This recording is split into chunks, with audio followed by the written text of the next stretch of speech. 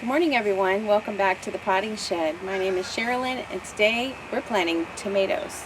It's the second week of August here in South Florida. That was a bird. It's the second week of August here in South Florida, and I confirmed it with a local farmer friend, and this is the time we start planting tomatoes from seeds. I want to show you what we're planting this year in our garden. Our garden is just our backyard, but we love it and we eat really good out of it. So let me show you what we decided to plant this year. I got this idea and I was introduced to these by Stivers Homestead. They have a great YouTube channel. That's Stivers Homestead. I'll link their channel in the description below. This is Bonnie Best. This is a beautiful, round, perfect tomato with a great taste. It has been around a very long time. It's a very well-known name. This tomato is going to look really beautiful for presentation. It's not going to get all lumpy and bumpy, which I don't care if it's lumpy and bumpy as long as it tastes good.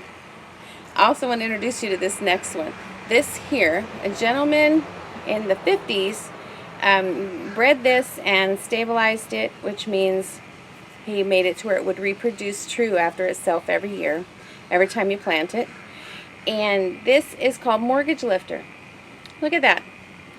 He had a $6,000 mortgage on his house, and he sold these plants for $1 a piece. And in doing so, he paid off his mortgage. That sounds good to me, but I just love the name and I love the story. And I want to plant these this year.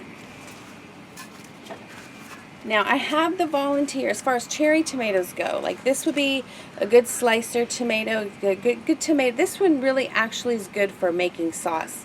The Bonnie Best. It's good for making pasta sauce and spaghetti sauce and all kinds of good stuff. This one is a really good slicer tomato, good for sandwiches and fresh eating. It's also going to be good for making sauces and everything else. This, I had to have this. Jessica from Roots and Refuge Farm, who also has a fantastic YouTube channel, which I love. And she grows this every year, her and her daughter. And I wanted to show you this. This is Brad's Atomic Grape Tomato. Look at this.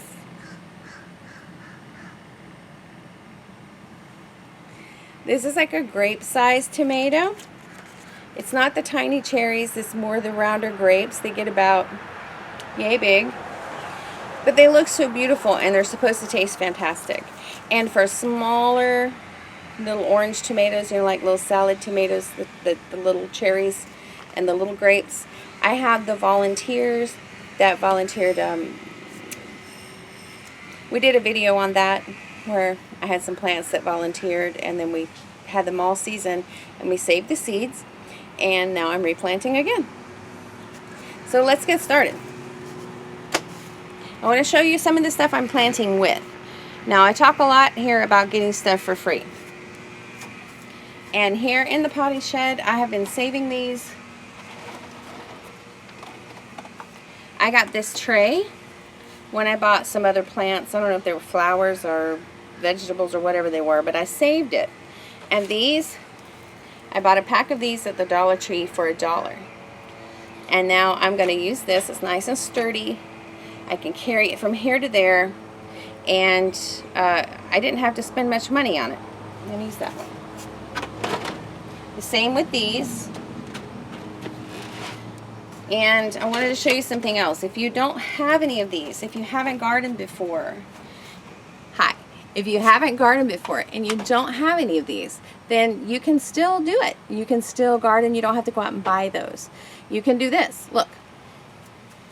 Solo cups with a hole in the bottom, or the side as in this one's case. Solo cups come in varying sizes. We have really small ones, medium ones, and large ones. Depending on, let me see, there you go. Small, medium, and large. Depending on what you need. It's really easy to plant tomatoes. The seeds really like to be close to the surface. They don't like to be much further down than about 1/4 of an inch, maybe a 1/2 an inch. 1/2 an inch to 1/4 of an inch is good. But they do need to be in some good soil. So you do want a good potting soil mix. You don't want to just grab some soil out of your yard. If your yard soil isn't healthy, then your plants are not going to thrive. So I did get some, I told you before, and when I went to the store, I asked them, hey, you've got some torn bags over there of potting soil, and the manager marked them down for me. They even put some tape on the holes, and I just brought them home, just like any bag of soil, but I saved some money. We also built this potting shed here out of stuff I had around the house. Everything from the roof to the beams to the potting table to the decorations, nothing cost me a penny. Oh, let me take that back. I did pay for my little vegetable pruners, my little clippers. So everything else in here was free. And I did this, there's another video on this too. I also want to show you what we have down here. We have a tub full of potting mix. We mixed it up really good. I need to mix it up a little better. And then we have the potting shed table here that has a hardware cloth on it, a wire on it.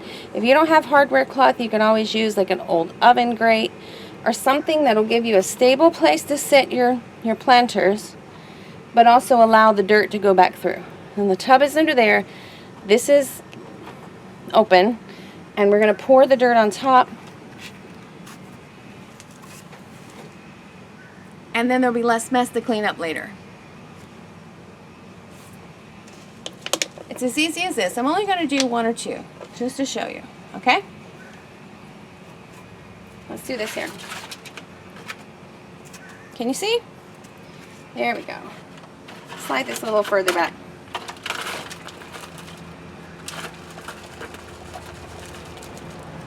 This looks pretty good. I don't have to mix it.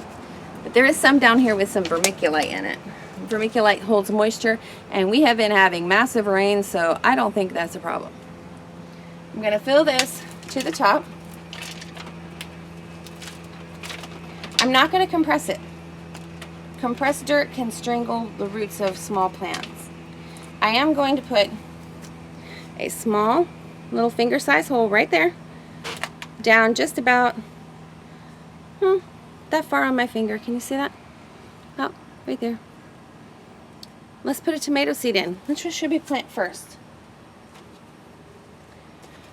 I am all about this mortgage lifter. These seeds, if I didn't say it before, they came from rareseeds.com, which is Baker Creek Seed Company. I absolutely love them. They always have free shipping, whether you order one package. Whether you order one package or whether you order 50 packages, it's always free shipping, which I like free. We're just going to take, look how tiny. Can you see them? Just going to take a seed. I'm going to plant 2 in each section, just in case one doesn't come up. And then when they both come up, if one is puny and not doing good, we can just snip it off. If they both look really great and healthy, we can gently separate the roots and replant that one. But it's better to plant 2, and if one doesn't come up, then you have 1 in its place. 1 and 2. I'm going to cover it gently.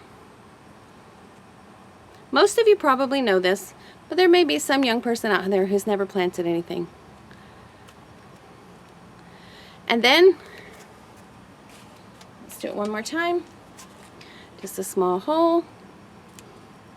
I've got 1,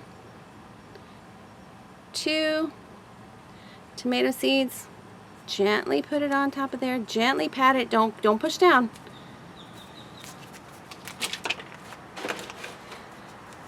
And then you want to water those in.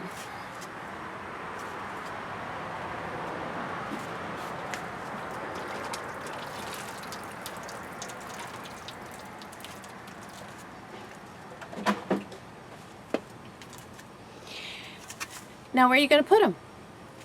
Whenever you got them in here. Do you put them in the shade? Do you put them inside? Do you put them outside? Do you put them in your shed? Do you put them out in the garden? I don't have a shade house with a shade cloth, so I'm going to show you what I do with them. Okay? I'm going to take them right over here to a little area. This is my teeny tiny beginner greenhouse right here, and it does have plastic. I keep it in the shed, but I'm going to put them right here on this. It just has a few shelves. The sun will come up from over there. Good morning, sun. And it will set over there. So this is going to get sun most of the day, but because of this tree here, there's a good part of the day it's going to be dappled sunshine. That's going to be a good place to start these tomatoes. Talking about tomatoes, let's check in on the volunteers and the seedlings. These right here are the volunteers. They're getting big. They're really getting big. They're going to be ready to put in the planter pretty soon. Then the jalapenos are finally getting their real leaves, their true leaves. The basil's doing good. The lettuce is not doing good. And I think the rosemary just didn't show up to the party.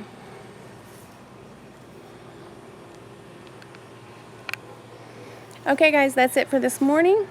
I'm Sherilyn at Just Goodness 333 Little Homestead, my little backyard homestead.